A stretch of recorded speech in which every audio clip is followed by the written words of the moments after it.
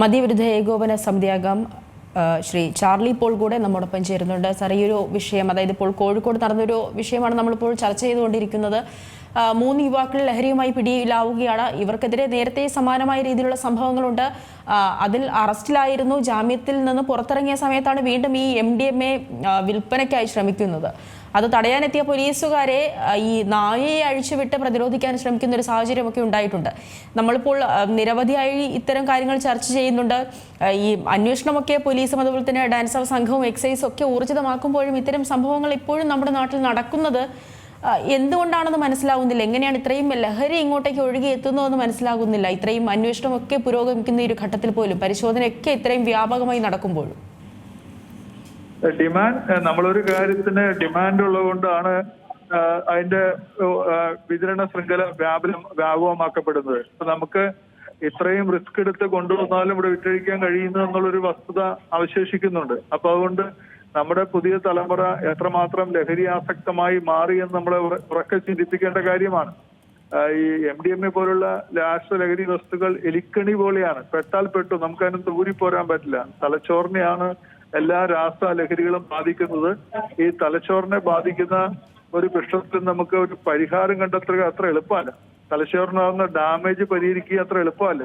പിന്നെ നമ്മൾ ചികിത്സ കൊടുത്ത് അവനെ വീണ്ടും നമ്മൾ സാധാരണ ലൈഫിലേക്ക് കൊണ്ടുവന്നാലും ഒരിനം വെജ് ലൈഫായിരിക്കും അവനുണ്ടാവുക എന്നാണ് പറയുക. എന്ന് പറഞ്ഞാൽ ഉത്തരവാദിത്വത്തോടെ കാര്യങ്ങൾ ചെയ്യാനുള്ള പ്രാപ്തി ഓൾറെഡി നഷ്ടപ്പെട്ടിട്ടുണ്ടാവും. പിന്നെ രാസലഹരികളിൽ ഏറ്റവും മാരകമായിട്ടുള്ളതാണ് MDMA എന്ന് പറയുന്നത്. ഇപ്പൊ എറണാകുളത്ത് കലൂരാണെങ്കിൽ MDMA ഉപയോഗിച്ച ശേഷം കുറ്റകൃത്യങ്ങളിൽ ഏർപ്പെട്ട് 9 പേരെ കൊന്ന സന്ദർഭം എറണാകുളം കലൂർ ജവഹർലാൽ നെഹ്റു സ്റ്റേഡിയത്തിൽ മാത്രം ഉണ്ടായിട്ടുണ്ട്. അപ്പൊ MDMA കഴിച്ചു കഴിഞ്ഞാൽ മനോവിഭ്രാന്തിയിലേക്ക്, ഒരുദിനം ഉന്മാദത്തിലേക്ക് ആളുകൾ എത്തപ്പെടുകയാണ്. അങ്ങനെ എത്തപ്പെടുന്ന ആളുകൾ 2 സമയത്താണ്. ഒന്ന് ലഹരി ഉപയോഗിച്ചിരിക്കുന്ന സന്ദർഭത്തിലും, രണ്ടാമത് വിഡ്രോൾ സിംറ്റം അവന് ഉണ്ടാവുന്ന സന്ദർഭത്തിലും അവൻ അക്രമകാരിയായിട്ട് മാറുകയാണ്. അപ്പൊ തൊട്ടടുത്ത് നിൽക്കുന്നവൻ സഹോദരനോ സഹോദരിയോ അല്ലെങ്കിൽ പോലീസുകാരനാണെന്നോ ഉദ്യോഗസ്ഥനാണെന്നോ തിരിച്ചറിയാനുള്ള ഒരു മനോനില ആ സമയത്ത് അതില്ല. അതുകൊണ്ടാണ് പലപ്പോഴും MDMA ഉപയോഗിക്കുന്ന ആളുകളെ, യാതൊരു പരിചയമില്ലാത്ത ആളുകളെ കുത്തിക്കൊല്ലുന്ന സന്ദർഭം ഉണ്ടാവുന്നു. ഒപ്പം തന്നെ ഏറ്റവും അടുത്ത ബന്ധുക്കളെ, കാരണം അടുത്ത ബന്ധുവാണ്. ചിലർ പറയാറുണ്ട് ഞാൻ എടുത്തു വളർത്തിയ ആളാണ് അങ്ങനെ ചെയ്യുന്നത്, ധരിച്ചില്ല എന്ന്. പക്ഷെ അവർക്ക് ആ സമയത്തൊരു വിവേചന ശക്തി പൂർണ്ണമായിട്ട് നഷ്ടപ്പെടുകയാണ്. തലച്ചോറിന്റെ എല്ലാ പ്രവർത്തനങ്ങളെയും മന്ദീകരിക്കുകയും ഒരേ സമയം തന്നെ ഉത്തേജിപ്പിക്കുകയും ചെയ്യുന്ന ഒരു പ്രത്യേകതരം മാനസികാവസ്ഥയാണ് MDMA പോലുള്ള വസ്തുക്കൾ ഉപയോഗിക്കുകയുണ്ടാവുന്നത്. അപ്പൊ അതുകൊണ്ട് ഏറ്റവും അപകടകരമായ ഒരു രാസവസ്തുവാണ് MDMA. സിംഗിൾ ഡോസ് കൊണ്ട് തന്നെ നമ്മളതിനകത്ത് ആസക്തരായി തീരാനുള്ള സാധ്യതയുണ്ട്. അപ്പൊ ആദ്യമൊക്കെ ആളുകൾ ഫ്രീ കൊടുക്കുകയും പിന്നെ നമ്മൾ എന്ത് വില കൊടുത്തും അത് സ്വീകരിക്കുകയും ചെയ്യുന്ന, അല്ലെങ്കിൽ അത് വാങ്ങുകയും ചെയ്യുന്ന ഒരു അവസ്ഥയാണ് ഉണ്ടാകുന്നത്. അതുകൊണ്ട് ഈ എന്തുകൊണ്ട് യുവതലമുറ അതിനകത്തേക്ക് പെട്ടുപോകുന്നു, അവനെ ബാധിക്കുന്ന ഒരുപാട് വിഷയങ്ങളുണ്ട്. ആ വിഷയങ്ങളെയൊക്കെ നമ്മൾ പാരന്റിങ് ഉൾപ്പെടെയുള്ള ഒരുപതി വിഷയങ്ങളെ അഡ്രസ് ചെയ്ത ശേഷം വേണം നമ്മൾ ഈ വിഷയത്തെ പരിഹരിക്കാൻ. ഒപ്പം തന്നെ രാസലഹരിയുടെ കുത്തൊഴുക്കിനെ നമ്മൾ ഫലപ്രദമായി നിയന്ത്രിക്കേണ്ടിയിരിക്കുന്നു. അതുകൊണ്ട് ഫലപ്രദമായ ഒരുപാട് സംവിധാനങ്ങൾ ഇപ്പോൾ കേരളത്തിലുണ്ട്. പോലീസിന്റെ, എക്സൈസിന്റെയും ഒപ്പം തന്നെ നാർക്കോട്ടിക് സെല്ലിന്റെയും നേതൃത്വത്തിൽ വിപുലമായ ക്രമീകരണം നടത്തുന്നത്. പലതും ഒറ്റ മുഖേനയാണ് പിടിക്കുന്നതെങ്കിൽ കൂടിയും അങ്ങനെയും പിടിക്കപ്പെടുന്നത് നല്ലത് തന്നെ. അപ്പൊ അതുകൊണ്ട് ശാശ്വതമായ പരിഹാരത്തിന് സർക്കാരും സർക്കാർ സംവിധാനങ്ങളും ഒക്കെ വിവിധ തലങ്ങളിൽ എന്തുകൊണ്ട് കുട്ടികൾ അല്ലെങ്കിൽ പുതിയ തലമുറ ലഹരിയാസക്തരായി മാറുന്നു എന്ന് കണ്ടെത്തുകയും ഒപ്പം തന്നെ ലഹരിയുടെ കടന്നുവരവിനെ പ്രതിരോധിക്കുകയും വേണം. ഈ ഒരു ഓണം അടുക്കുന്ന ഒരു സാഹചര്യത്തിൽ കൂടുതൽ മദ്യവും ലഹരിയും ഒക്കെ ഒഴുകാനുള്ള ഒരു സാഹചര്യം മുന്നിലുണ്ട്.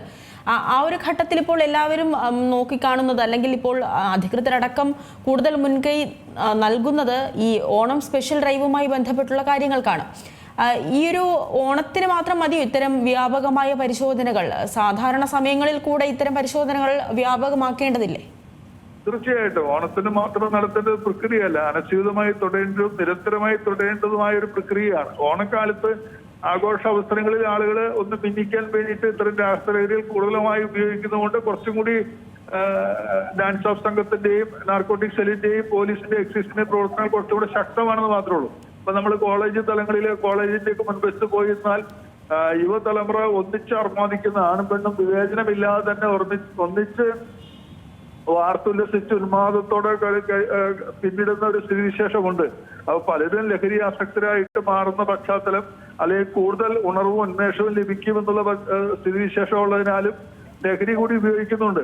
അപ്പൊ ആർപ്പുവിളികളും കൊട്ടിഘോഷവും ഒക്കെ കുറച്ചുകൂടി ശക്തമാക്കാൻ വേണ്ടി ഇത്തരത്തിലുള്ള ആളുകൾ ലഹരിയുടെ മാനങ്ങൾ തേടുന്നുണ്ട്. അപ്പൊ കുറച്ചുകൂടി നന്നായി പെർഫോം ചെയ്യാൻ പറ്റുമെന്നാണ് അവരുടെ വിശ്വാസം. തുടക്കത്തിൽ അത് ശരിയായിരിക്കാം, പക്ഷെ പിന്നീട് അങ്ങോട്ട് വരുമ്പോഴും അവര് ഒരു ഭ്രാന്തമായ തലത്തിലേക്ക് മാറുകയാണ്, നിയന്ത്രിക്കാൻ പറ്റാത്ത തലത്തിലേക്ക് മാറുകയാണെന്നുള്ള സ്ഥിതിവിശേഷമുണ്ട്.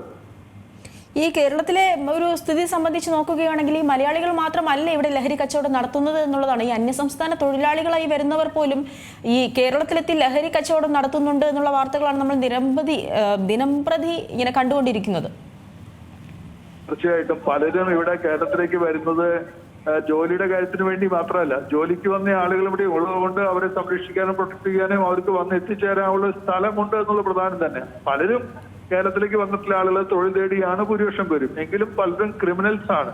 ആ നാട്ടിൽ നിക്കക്കള്ളിയില്ലാത്തതുകൊണ്ടും ഇത്തരം പ്രവർത്തനങ്ങൾ നടത്താനുള്ള സാഹചര്യമുള്ളതുകൊണ്ടും പെട്ടെന്ന് ആളുകൾക്ക് അവരെ ഐഡന്റിഫൈ ചെയ്യാൻ പറ്റാത്തതുകൊണ്ടും, ഇപ്പൊ മറ്റ് ബംഗ്ലാദേശികളാണെങ്കിൽ ഏതാണ്ട് ഒരു കവച്ചായൊക്കെ ആയിരിക്കും. അപ്പൊ ആരെന്ന് നമുക്ക് തിരിച്ചറിയാനൊന്നും പറ്റാത്ത സ്ഥിതിവിശേഷമുണ്ട്. അതുകൊണ്ട് അവര് ഈ ലഹരി കച്ചവടത്തിനും മറ്റു കാര്യങ്ങൾക്കുള്ള ഒരു മറയായിട്ട് അവർ ഉപയോഗിക്കുന്നു. ഏറ്റവും കൂടുതൽ അന്യ സംസ്ഥാന തൊഴിലാളികൾ വരുന്നത് ലഹരി കച്ചവടത്തിനാണ്, മറ്റു കാര്യങ്ങൾക്ക് സാധ്യത കുറവാണ്. അതുകൊണ്ടാണ് നമ്മൾ പലരെയും പിന്നീട് പല കേസിൽ ഉൾപ്പെട്ട രീതിയിൽ പിടിക്കുകയൊക്കെ ചെയ്യുന്നത്. അതുകൊണ്ട് അന്യ സംസ്ഥാന തൊഴിലാളികൾ താമസിക്കുന്ന ഇടങ്ങളിലൊക്കെ സർക്കാർ വ്യാപകമായ പോലീസ് സംവിധാനങ്ങൾ വ്യാപകമായ റെയ്ഡ് കാര്യങ്ങൾ നടത്തേണ്ടതാണ്. അവർ കൊണ്ടൊന്ന് ശേഖരിച്ചിട്ടുണ്ടാവും. അവരുടെ എല്ലാ ബാഗുകളൊക്കെ പരിശോധിക്കാൻ നമുക്ക് ട്രെയിനിൽ വെച്ചൊന്നും പറ്റിയെന്ന് വരില്ല. ബസ് മാർഗവും ട്രെയിൻ മാർഗവും വിമാനമാർഗവും ഒക്കെ വരുന്നവരുണ്ടാകാം. അതുകൊണ്ട് വ്യാപകമായ പരിശോധന ഇവരങ്ങനെയുള്ള കാര്യങ്ങൾ ചെയ്യുന്നുണ്ടെന്നുള്ള മുൻവിധിയോടുകൂടി തന്നെ നടത്തേണ്ടതായിട്ടും അങ്ങനെയുള്ള ആളുകളെ അറസ്റ്റ് ചെയ്യേണ്ടതായിട്ടുണ്ട്. പിന്നെ ഇത് ചെന്നുപെട്ടവൻ ജാമ്യത്തിൽ ഇറങ്ങിയാലും ഇത് കോടികളുടെ വരുമാനമുള്ള ഒരു ബിസിനസ് ആണല്ലോ. ഒരു 100 രൂപയ്ക്ക് വാങ്ങി 10,000 രൂപയ്ക്ക് വിൽക്കാൻ കഴിയുന്ന എന്നുള്ളത് ലാഭം വളരെ വലുതാണ്. അതുകൊണ്ട് റിസ്ക് എടുത്ത് പോലും വിൽക്കാൻ കഴിയുന്ന രീതിയിലേക്ക് അവർ മാറുന്നു എന്നുള്ളതും പ്രധാനപ്പെട്ട വസ്തുതയാണ്. വരുമാന സ്രോതസ് വളരെ വലുതാണ്. അതുകൊണ്ടാണ് കോളേജ് വിദ്യാർത്ഥികൾ പോലും ഇത് കൊണ്ടുവന്ന ഒരു സ്ഥലത്ത് എത്തിച്ചാൽ പോലും 10,000-ങ്ങളാണ് അവർക്ക് ലാഭമായി ലഭിക്കുക. വിറ്റില്ലെങ്കിൽ പോലും എത്തിക്കാൻ കഴിയുന്ന സാഹചര്യത്തിൽ പോലും ആളുകൾ ഏർപ്പെടുന്നതിനുള്ള കാരണം അതാണ്. ശരി, വളരെയധികം നന്ദി ശ്രീ ചാർലി പോൾ ഈ ഒരു ഘട്ടത്തിൽ പ്രതികരിച്ചതിന്. ഏറ്റവും പുതിയ വാർത്തകളും വിശേഷങ്ങളും വിരൽ തുമ്പിലറിയാൻ സീ മലയാളം ന്യൂസ് എല്ലാ ഡിജിറ്റൽ പ്ലാറ്റ്ഫോമുകളിലും ലഭ്യം.